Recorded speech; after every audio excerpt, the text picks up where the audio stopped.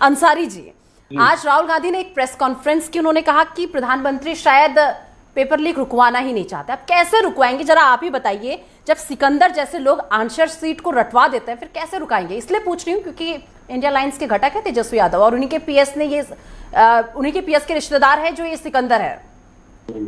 पिछले 7 सालों में 70 पेपर लीक हुए हैं, तो कहां रुकवा पाए मोदी जी, ये बता दीजिए मुझे।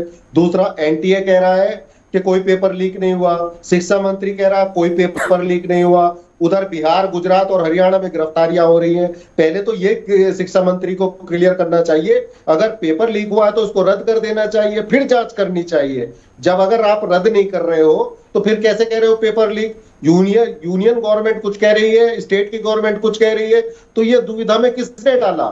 उसने डाला जो शिक्षा पे चर्चा करता था। चर्चा कौन करता था? मोदी जी। तो मोदी जी रुकवाना ही नहीं चाहते।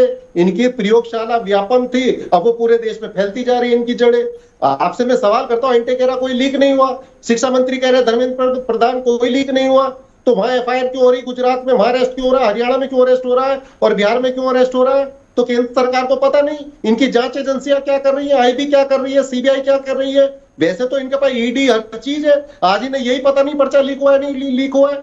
तो इसकी सारी जिम्मेदार जो है, इसका सारा मास्टरमाइंड भाजपा है। और आपको मैं एक उदाहरण और दूंगा, आप हरियाणा में चले जाइए, एक ही सेंटर में 6 बच्चों ने टॉप किया है और वो किसका है? बीजेपी से संबंधित नेता है।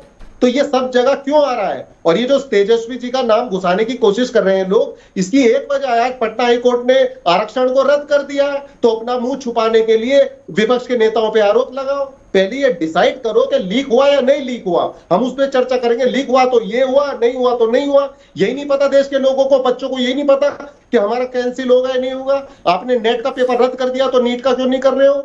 अगर धांधली हुई है, एफआईआर हो रही है, 67 बच्चों के टॉप कर रहे हैं देश में, जो इतिहास में पहली बार हुआ, तो इसका मतलब लीक हुआ है। तो फिर इसको रद्द कर दीजिए, फिर जांच कीजिए और जो भी उसमें दोषी पाया जाए उस पर सख्त कार्रवाई होनी चाहिए। लेकिन ऐसा नहीं होगा क्योंकि मोदी जी ने पूरे देश के युवाओं के भविष्य को अंधकार में धकेलने का काम किया।